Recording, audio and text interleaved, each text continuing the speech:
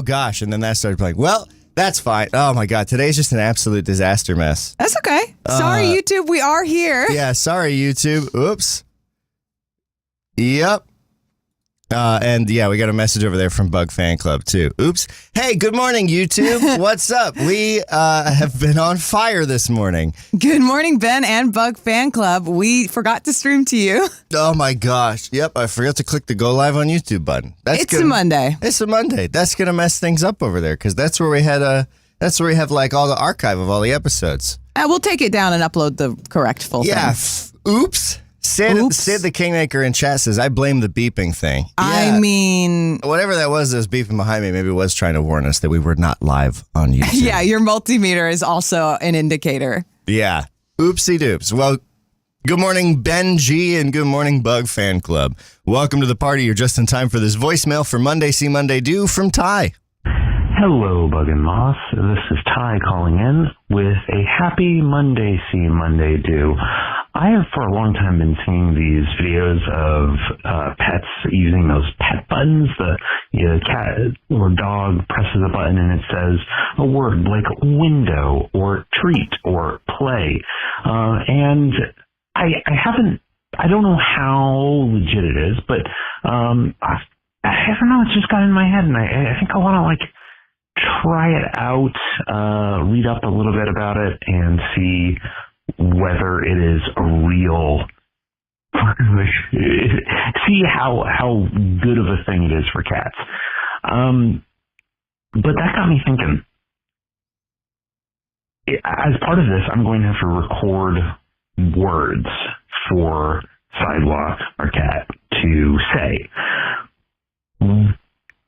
What words should I give him? Let's say that I'm giving him like 4 to start. What words should I give him? And also, if you could choose a voice for your cat, what would be like a good voice to give him? All right, that's all. Have a good day. Have a good Monday. Bye. Thanks for calling in, Ty. That's a great question. Mm-hmm. As far as I know, those button things have enamored me too for a while. I find them intriguing. And I looked them up, and as far as I can tell, they're legit.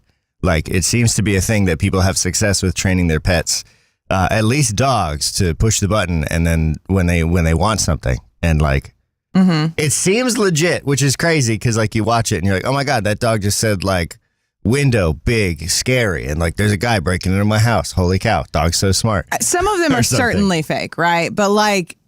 I think it's also, it seems like a thing that an animal could do. And they're not speaking English. They have associated that word with something that you've helped them associate it with. Yeah.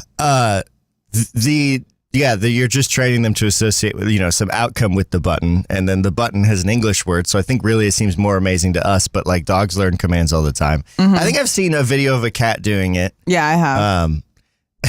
Someone on the dog training subreddit says, if you're considering trying the talking buttons thing with your dog, do it. The 2 most gratifying sounds in this house are a cat peeing in the toilet and a dog pressing her hungry button 10 minutes before mealtime. Mm-hmm. So this person has their animals just fucking living it up human style. I would hate if my pet had a button they could press to say they're hungry. Oh my God. I saw the first comment after that was just hungry, which is exactly what Chester would do until he died there on that button. Yeah. He would lay on the button, desperate for us to understand his plight. It would be like those science experiments where they give the mice a dopamine button and they push it until they die of starvation or whatever. Yeah. So Chester would do that with the hunger button. I see a suggestion from Bug Fan Club in the chat that the voice should be Danny DeVito, which I think is a great option. I like Danny DeVito. So yeah, giving your pet a voice. If you have any option, do you like make up a voice for them and then? That's the one like you use? Yeah, like everyone's got a voice they use for their pets, I think, roughly. Or some people. I don't really have one for Chester and Cinders. No. But I know people that do. We give Chester and Cinders alternate names. Like they have alternate personas. I think it depends on your pet. I think you got to find a personality traits in your pet and then do the right thing. I'm trying to think of specifically Ty's pet, Sidewalk. I'm like... I think so. So Ty has a cat, Sidewalk, that is like a gray cat, a dark gray cat. who has a jaw thing going on so that his tongue's always sticking out one side. Cute. So cute. So cute. Super sweet guy.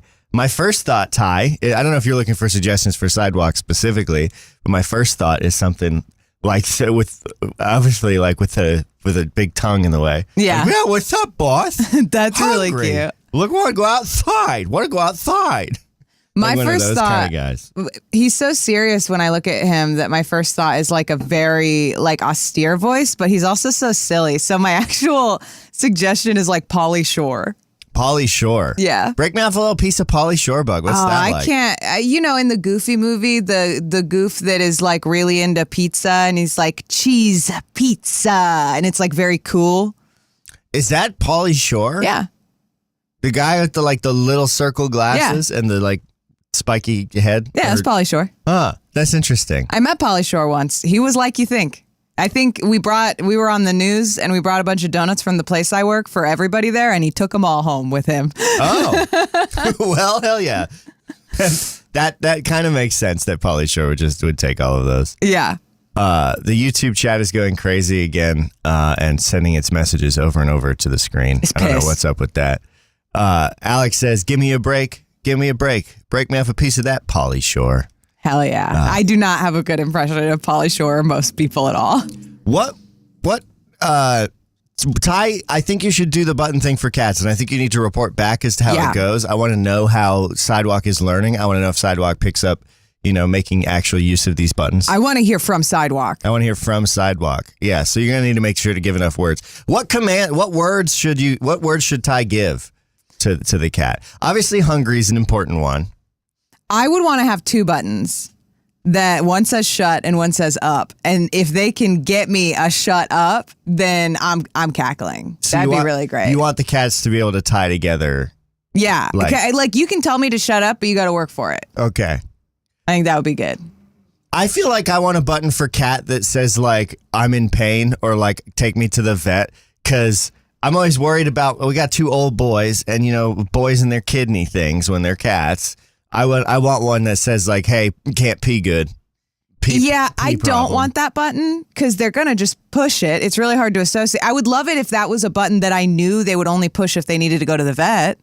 But I think what's going to happen is they're going to push the I need vet or pee problems button. And then that's going to be our whole deal until we realize it does not work. I want to take this a completely different direction then, Bug. And I say we give our cats agency over their entire lives rather than just have these buttons say something. I want to give the cat a button that orders an Uber.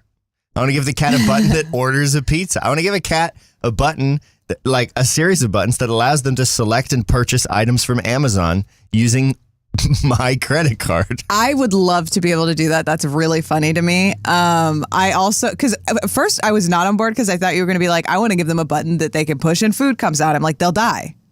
But they can push a button and they can order food. They can push a button and they can DoorDash something. It's so cruel to give the cat the ability to order an Uber, but they don't have the ability to go and get in it. Like the sick, dude. They'll have to order the Uber person to come pick them up, I suppose.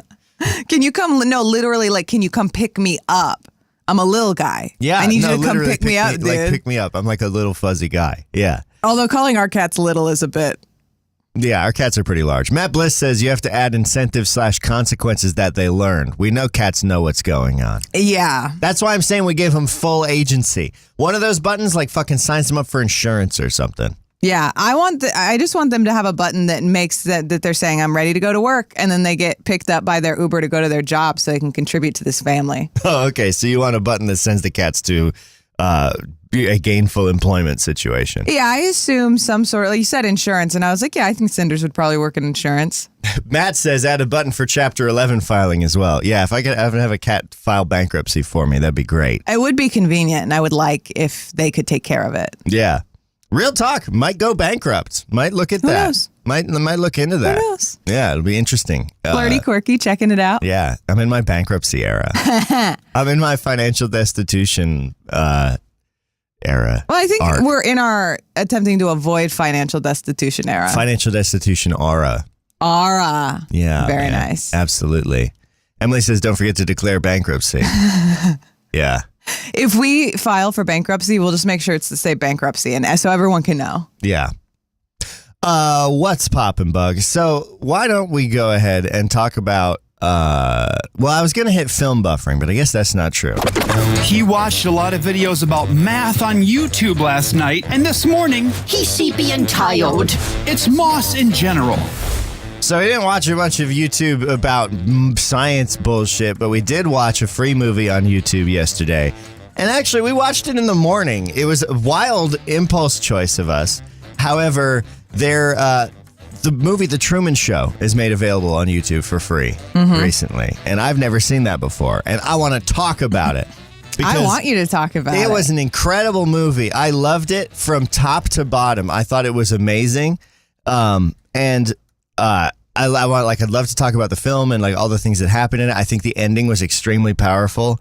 I think the choice of Jim Carrey, or not Jim Carrey's choice, but like the choice of the character of Truman, his last line in the movie to be like his catchphrase, the fact he gave them the ending he knew they wanted. I thought that was really powerful. But I think I could come to terms if it was me in the situation. I think I could come to terms with being Truman Showed in less than 40 minutes. I think if the idea was planted in my head and I spotted like a little bit of the evidence, I don't think I would struggle with it. I think under 40 minutes, I would be out of there. I think it might take me under 20. Under 20? I think about this all the time. This is not just a Truman Show specific thing. Every time I'm watching something and someone is struggling to come to terms with the fact that someone's like, you can do magic, or this is a crazy, or like, we're in a matrix. If that's happening, yeah, probably, sure. So what is your speed running strat for speed running the Truman Show? What's your pro strat? Like how do you get off once you know it's out? How do you get out quick? Bugs chasing the cats out.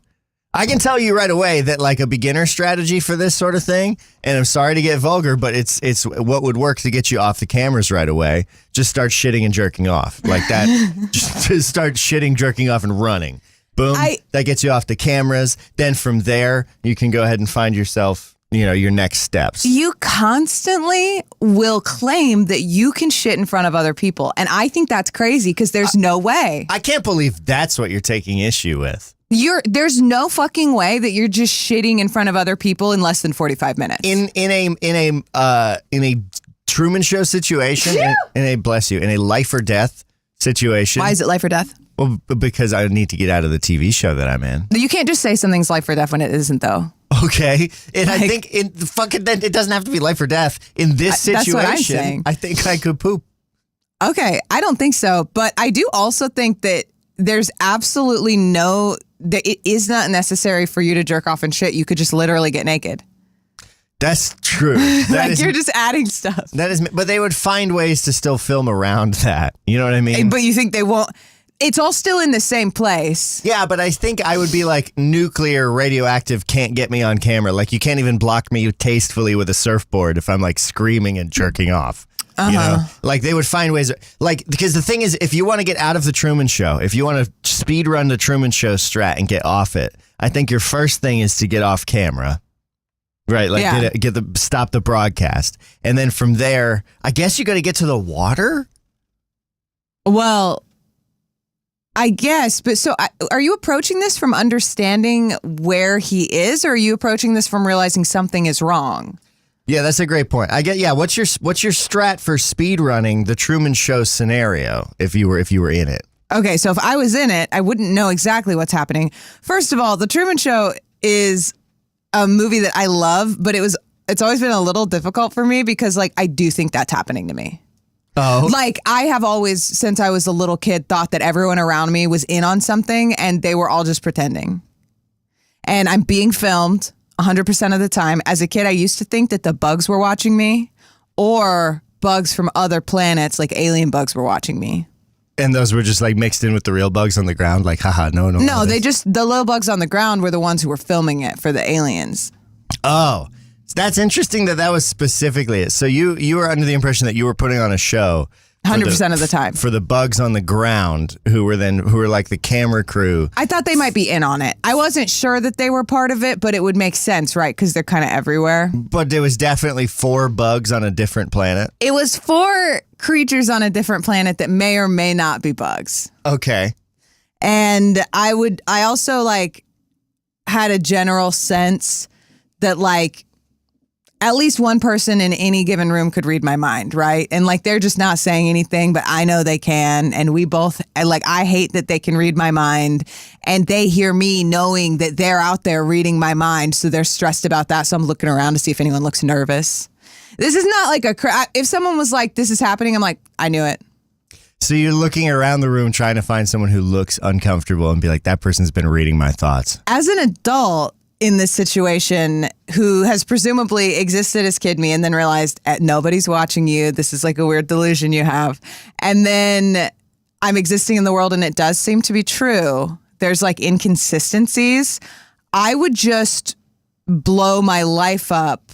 I would probably start by like having my like fake spouse who's pretending and they're clearly in on it. I would just be like, I want a divorce. And then I would go to a motel and that would be huge, right? Like, where's a hotel? Where's a motel in this town? Where can I live or stay? And I would either do something like that, or if there isn't one, because we don't see one in the movie, I would just like camp out outside in the middle of the city and see if anybody like arrests me or takes me to jail. They won't. And so I would start, I think the social disruption would start small, but then just start screaming at people. Just be like, because they don't do anything to you.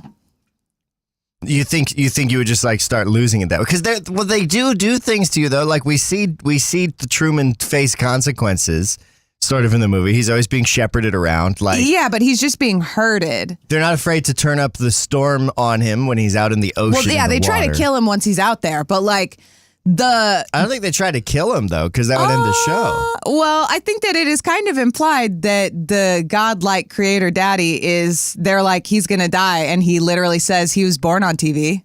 Yeah, that's true. That is a pretty chilling line. I thought it was interesting, the relationship that guy had with him. So in the movie, the conceit of it is that Truman was born on television, the first person adopted by a company. And like this guy, Christoph, the director of this television show that is his life, his sort of relationship with it, I was waiting for it to turn weird the whole time. Because like that was an interesting character. And of course it was going to be weird. I mean, yeah, it starts weird, right? Because the thing is that I think what's interesting about the show is like Truman has parents who've raised him, but they're not really invested in him as a child. They're actors on this show. And the person who really has power over him is this all-powerful, like literally he never meets Christoph. Christoph's only ever a voice in the sky who is behind the sun or the moon. He just like exists above. And this is only at the very end. It's not like he's a voice the whole time. This isn't fucking Teletubbies. I was really surprised at how well it was done. Because like I feel like this was a movie that in my head I imagined kind of pulled off like the Teletubbies. Like I thought it was going to be like kind of jank, kind of campy, not all that good. And in reality, it was executed so incredibly well that like the movie has a lot of subliminal stuff going on that is all communicated so clearly, but also so like everything's just really well done about it. I thought from top to bottom, I was like, damn. That's a nice film. You know, this is something that I feel like is particularly true about The Truman Show, but I feel like we are so divorced from types of medium that media is being conveyed through that a lot of times, here's a thing that I particularly have a gripe with because I'm a 68-year-old man. Movies are too long. Yeah. They're too fucking long. And first of all, it costs $900 to go to the movie theater. Second of all, I have to use the bathroom. I'm a human in a meat casing. And it is crazy that I'm expected to just sit through a 3.5 hour movie with no intermission. And I have to get up after I paid like a down payment on a house to see this. And The Truman Show tells an entire story in the length of a regular movie.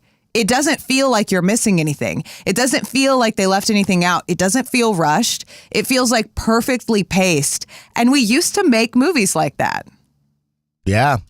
It just like, that's a film. It's the right size film in the right size container. It has like a lot of good themes. It has a lot going on in it. Matt Bliss in the chat says it was a film that came out at peak philosophy of the mind explored in cinema. Eternal Sunshine of the Spotless Mind, also Jim Carrey. I've not seen that one. Heard it's good. And Emily says movies are too long and yet too short. We need more miniseries. I completely agree. I think especially if you're adapting a book or a book series.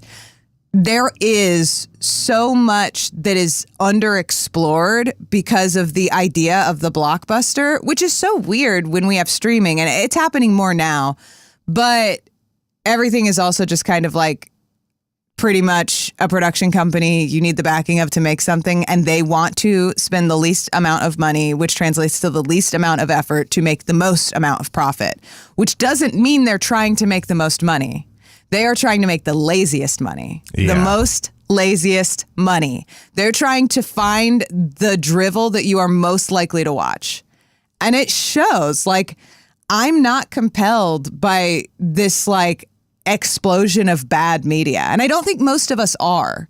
I think people are bored with the things that we're being asked to watch. I think in large part, yeah.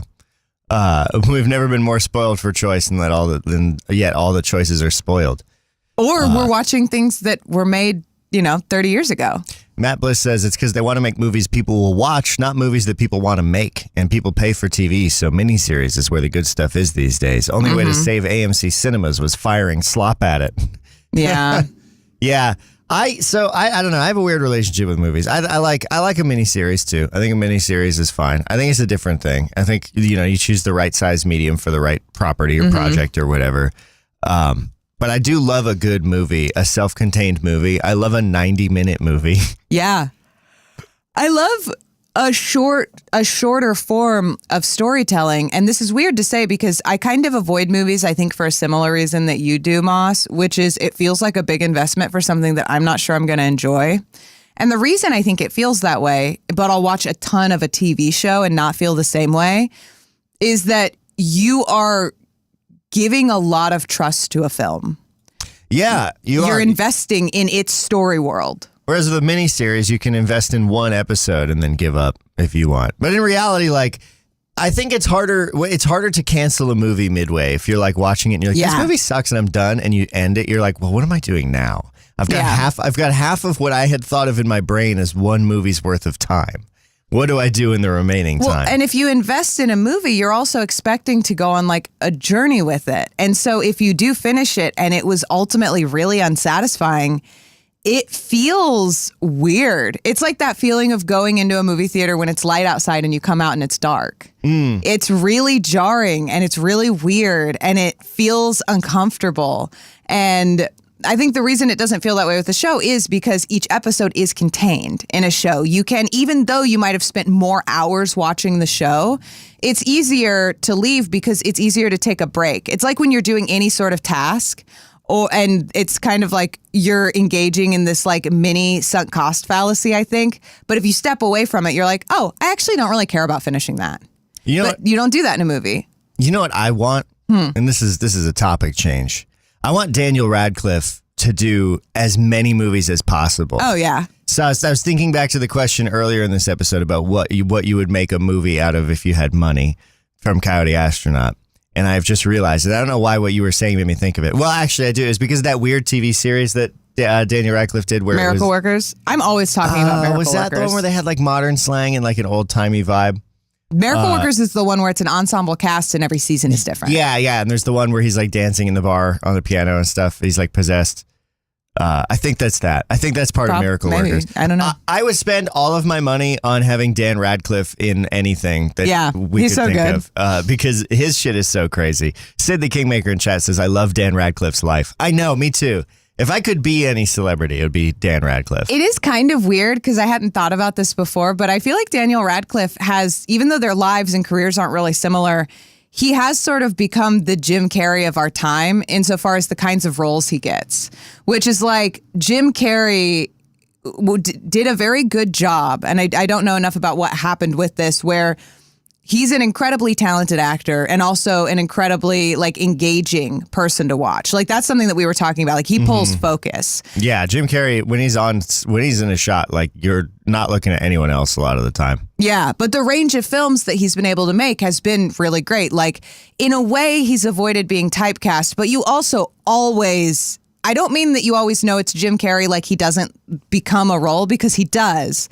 But I do think that he is sort of always doing what Jim Carrey does. There is like a way he expresses himself. There's a Jim Carrey stink, right? Yeah, like I can kind of lose Meryl Streep in a role. Like I can kind of forget, or like there's a lot of actresses where I'll be like, I have to remind myself that that's that actress. I always know it's Jim Carrey. I always kind of know it's Dan Radcliffe. I have to remind myself that Meryl Streep is a person and not the name of a road in California. That's real. I don't know why. It sounds kind of like a carpet type. Yeah. Oh, yeah. Oh, nice rug. Is that Meryl Streep? No, it's Houndstooth.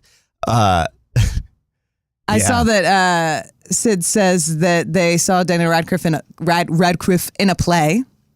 In a play. Mm-hmm, which he does a lot of theater too. Yeah, Sid says he has a current TV show that I also love called Fall and Rise of Reggie Dinkins. Also just saw him in a play in February that dealt with mental health, and it was fucking incredible. Yeah. So we're huge stans of Daniel Radcliffe and Jim Carrey. And when it comes down to being Truman Showed, we both think we could figure it out a lot quicker. Yeah, I can figure that shit out in 40 minutes. I think I could be in and out of there. I wonder what the any percent speed run of the Truman Show scenario is. I'll have to look it up. Yeah. Oh, that'd be a Truman Show game would be weird. Yeah, I don't know how that would work. It could be good or it could be so bad. It could maybe be. Matt Bliss said that he loves your take on TV, Bug, and says there's a take I have for the better type of TV, the one that's different every time you watch it. Shoresy and Mr. In-Between are two of those. You watch any Shoresy? You watch any Letterkenny? I didn't watch any Letterkenny. Is that sketch comedy? Yeah, kind of. It's very Canadian sketch comedy. I know of it. Very dry, very funny. I think I very much like things like it, and I would like it. Yeah, I need to watch Shoresy, which is the one that's currently going now, which is a spinoff of Letterkenny about a character who's a hockey player. But we don't need to get it. I feel like, man, this morning is a sleepy one, huh? It's like a sort of like tired, like we're just all just chatting kind of energy. I like how you're always like, this morning's different. I'm sleepy. Well, no, I don't know. I feel like usually I've laughed more by now. Just not laughing. You think today. we're not funny today? Yeah, man, I do. Sorry, we're not funny. Sorry. I'm not laughing. I'm not laughing about anything. Well, let's see if we can't rip it up. Ask me any joke. Ask you any joke? Yeah. How about you ask me a joke? Okay, knock, knock. Who's there? It's me. Me who? That's right. See? There's fucking nothing here. There's nothing going on here. Everybody knows that if you're floundering for comedy, you should say, tell me a joke. Ask me any joke. As says Truman Show, any percent is 8 minutes, 24 seconds. Hardest part is getting to the boat. That makes a lot of sense. That's kind of where my head was at. Yeah. I feel like once you're at the boat, like that sequence seems to be pretty preset in length. And I don't know exactly how long that last bit is, but I feel like once you're there, you're on the way out, you know? Yeah, and then you just kind of have to get through the boss fight between you and them trying to kill you with the weather and water. With the what? Weather and water. The weather and water. Water. Weather and water. I don't know why that sounds like something. It sounds like a brand of soap you'd buy if you had an Airbnb house. Yeah, this is Weather and Water. It's soap for people who really care about their skin. It's wet and it blows. What is weather and water? It's like you know those perfume ads? So it'll be like somebody standing on an island at the edge of like a party, and then all of a sudden a storm rises and a wave crashes down on them and carries them out to sea, and then they're in the middle of the ocean and they hold up a bar of soap and they're like, weather and water.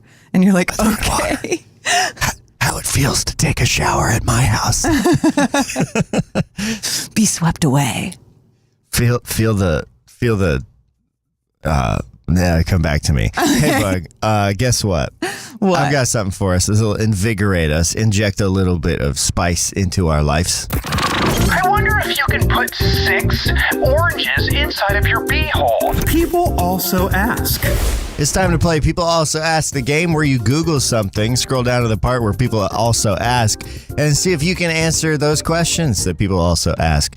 Today, I have a Google search that happened organically from when we were talking earlier about button training your animals. So today's Google search for People Also Ask is button training animal. That's a weird way that you looked for that. Button training animal? Yeah. You just put in the related words. If you, you could talk about styles of Googling, huh? If you're the kind of person that types a grammatical full question in a Google, you're going to come see me after class. Oh, yeah. I would have typed like cat button, dog button, everything misspelled. And button training animal. The importance of the words that I think in order. So people also ask, do animal buttons actually work? Yeah, I think so. Yeah, I think so too. And guess what? People also ask, says that. The AI overview says that. Yes, but pet buttons work, but they don't give your pet human-like speech.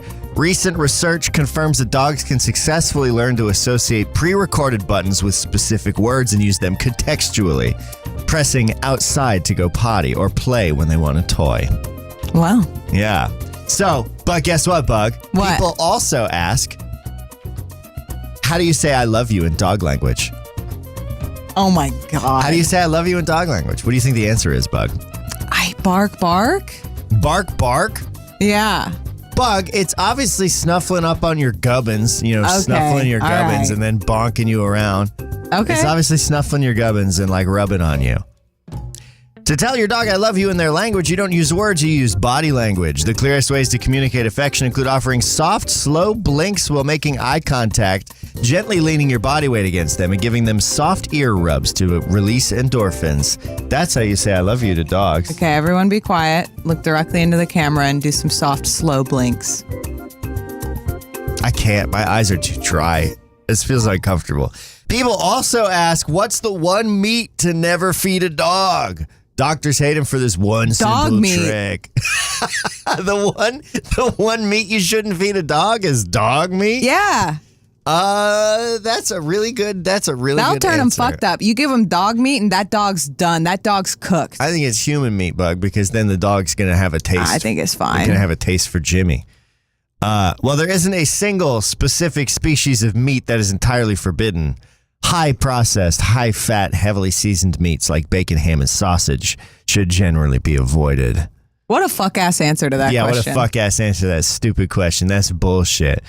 And finally then, for the third and last one, what smell do dogs absolutely hate?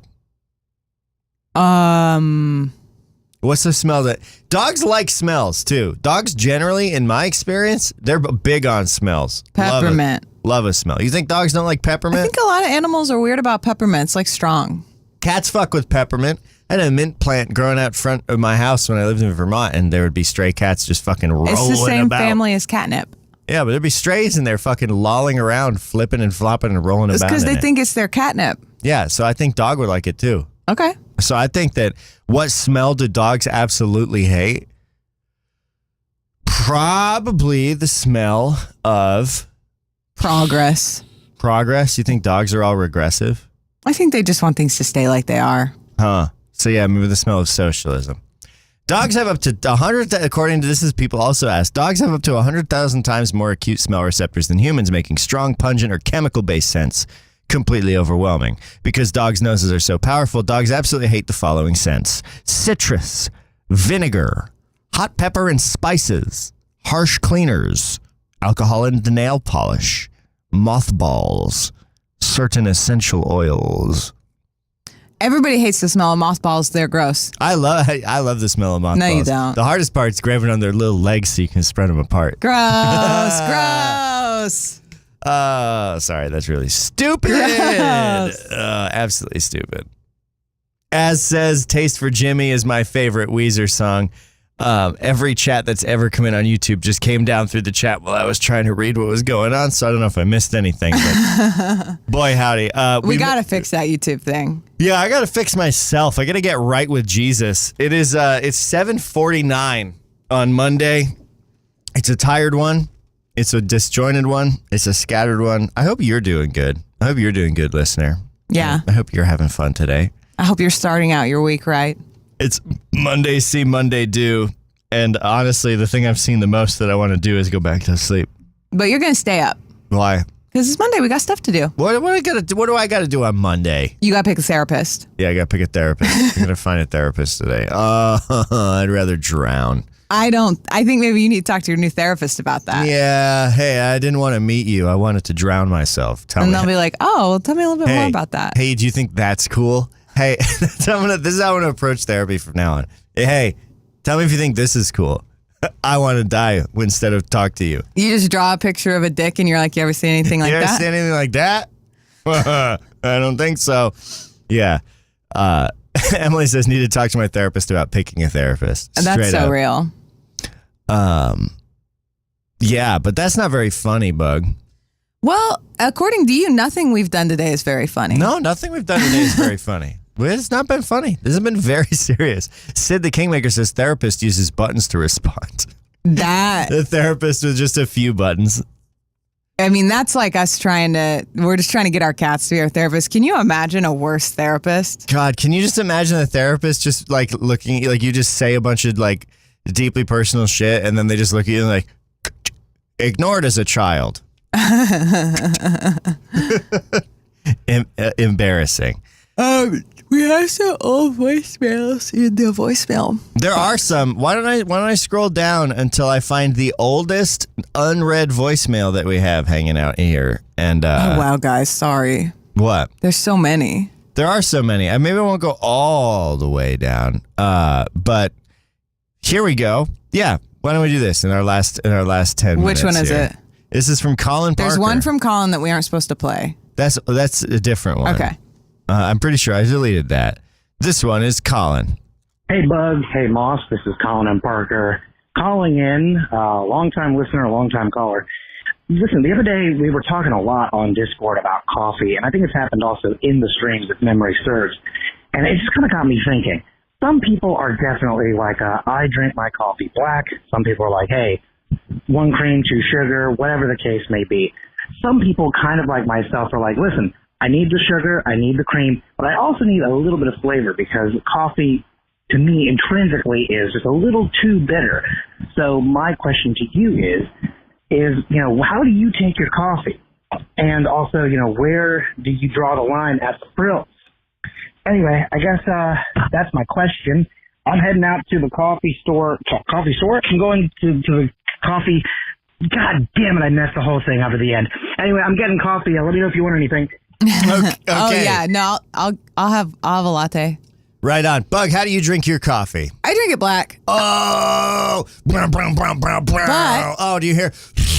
Whoa, you hear that motorcycle rev up? Yeah. Oh man, half flames behind me. Oh yeah. Here's the thing, I Big drink biceps. it black, and this is gonna even be worse if it's good. And if it's not very good, I do cream. And a lot of times, there's a coffee shop. Lexington doesn't have a lot of good coffee. If you're listening and you think that that's offensive, you don't have good taste. We don't have a lot of good coffee in Lexington. There's not a lot of good coffee in There's Lex. a couple exceptions. I'm not going to talk about them here. I'm not calling out any specific businesses, but there's a place that I like because the people are nice and their equipment is clean. And the biggest thing is that you can absolutely taste if someone isn't really cleaning their coffee equipment. It's gross. I don't like the coffee that they use. And so even though their baristas are really talented, they're using a bad coffee, I think. So I will get something flavored there. They have really good lattes with really good flavors, and it'll be really tasty, and I'll know it will be a well-made drink. Why you drink it black, Bug? Because you want to seem cool? No, I drink. So the reason I drink the coffee that we get black is because we work hard to find coffee we really like, and we buy it from a roaster. The coffee, we have 2 different coffees right now. Well, we actually technically have 3. The best roaster in Kentucky is Sunnergoss. And so we have a little bit of a sample from them that we were trying with Joe for the new bakery space. And it's very good. And then we have a coffee from Evanston, which is fucking delicious, dude. We have the from best Reformation. Is that what it's called? I think so. We have the best coffee I've ever had in my life. We bought a bag of it when we were at that wedding in Chicago.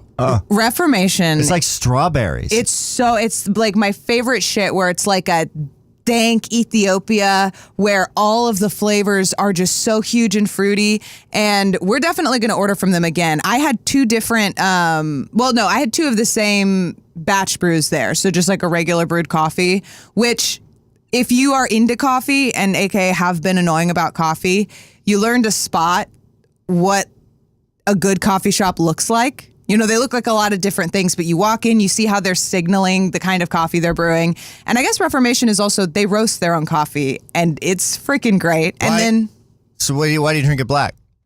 Because it's really good. It tastes good. So you think is that the right way to drink good coffee? No, I think the right way to drink coffee is the way you like it. The question is how and why do I drink coffee? Yeah, why do you drink it black? Because that's the way I like it. You like it that way? That's the way it tastes really good to me.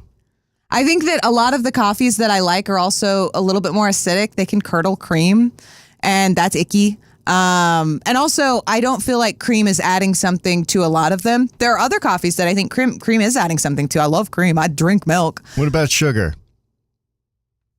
I sometimes like sugar in coffee, but even in coffee that I think is bad, like Folgers or whatever, sometimes I think the sugar makes it worse. Interesting. So it depends. A coffee with just sugar, I think, is often gross. Oh, just sugar, no cream is horrible. I think that's gross as shit, dude. I'm so sorry if you like your coffee that way, but I don't think you should be allowed to live in the same planet as me. Yeah, it's pretty gross. Dark black coffee with just sugar. Then you have like all the acid with just like this nasty fucking sweetness to it. Actually, wee woo, alert, air horn. I see in the chat that Alex has drank Kopi Luwak. Tell us more about your shit coffee. What's Kopi Luwak? That's the one that those big cats shit out the coffee beans. Oh, they eat the cats. That's like real eat expensive. The coffee fruit and then poop the bean. Yeah. And then that gets roasted. I also saw Alex in chat saying, have you tried just a little bit of salt? And so I don't know if we should that trust is a thing. What? Gross. So, is that like people putting fucking butter in their coffee? No, For the record. It's not related to that. For the record, I like to drink good coffee with a little bit of cream just to cut the acid. Otherwise, I would drink it black too, because then you're just drinking coffee, right? It's just coffee. Mason's gastroenterologist was like, you put a little cream in there. Yeah, my gastroenterologist was like, stop drinking it black, have a little cream. That's how I do it. I'm only razzing on you because you got that like classic rock listening, muscle car fixing, dad energy. Listen, I don't know a lot about Bob Seger, but I'm sure he has a different taste in coffee than me. Sid the Kingmaker says, started drinking as 150% creamer gal and it ruined me, so I have devolved to mostly black coffee. Did it hurt your tummy? 150% creamer? What the fuck does that mean? That means you would get like a... You get creamer that contains more cream than it is by weight? Well, no. What I think Sid is trying to say is that she would order her coffee to have either fill it halfway or a third of the way and fill it the rest of the way up with milk or cream. Oh, okay. So that's not how percents work. Okay, but is this the kind of person you want to be? Is this where you want to be when Jesus comes back, making fun of Sid for trying to participate in our cute little show? Yeah, when I get raptured and my fucking clothes flutter down to the ground or whatever, you're going to have a bunch of notes falling out of my pocket that just say, actually. This is how percentages work. No, 150% creamer. I just want to go to a store. I just think that's funny. I want to go to a store and see in like one of the little coolers 150% creamer. And you go to pick it up and you're like, wow, that's heavy. Wow, that's dense. So I will say, this is going to be, it's like I was doing a bit. This is going to take us to a place. Oh, hell yeah, YouTube, get it in. Don't ever be silenced. So the other day was making tuna noodle casserole, which I love. Comfort food. Huge fan. I am a crazy person and I was raised to be really, really frugal. So sometimes when milk is really expensive, I'll get really weird and I'll be like, we drink milk. So I don't need to just like waste all this good freaking almost $4 milk on this casserole that I'm making. But I also buy and keep on hand powdered milk, and I have encountered powdered whole. Stop. Literally stop. This is so annoying. Nobody is making you drink it. You hate how much I hate powdered milk. I hate how dramatic you are. Like, I am suggesting anybody drink a glass of powdered milk. I am literally using it in recipes, and I'm trying to explain how I think 150% cream can happen. And you're so stinky about it. You're like a little boy who's complaining about how everyone cooks his food and makes him stuff. I just don't like powdered milk. Nobody is making you drink it. I know. I think it is against nature. I think it is against like human. Do you like to drink buttermilk? No. Okay, it still exists as a thing you put in recipes and use for stuff. I don't think that's pro-social. I don't think powdered milk I don't think you're being pro-social. I think powdered milk is antisocial. I need you to listen to me for a second. Okay. So anyway, I was like, I have, like a full bag of whole milk powder, but then I also have like a mostly empty one. So rather than measuring it, I just kind of like put it in a jar, and I made the creamiest fucking tuna casserole I have ever made, because it's just the milk solids. So I think the way you could create 150% cream is you would dehydrate the solids out and then you would overload them. You'd add some. So you'd have a higher TDS, a higher total dissolved solids of these particles in your water base. Elle says, Tom and I like to put some milk in our coffee. He has me buy 3 to 5 bags of some Kentucky brand that makes all kind of yummy flavored coffee. So all we need is just a little bit of milk. Hell yeah. That's fun. Bug, even though you hate how much I hate dried powdered milk, I want you to know that I love you. I love you too, Stinky. And thank you for joining us today on this not funny, very chill, super scattered, strange morning show. I hope you enjoy the rest of your Monday. What, Bug? I'm just laughing. Why are you laughing? What's so funny? Are you am I not allowed to laugh at this episode? Nothing. It's not a funny episode. Today's a very serious episode. Very serious. Very serious. This is Bug and Moss. Jesus.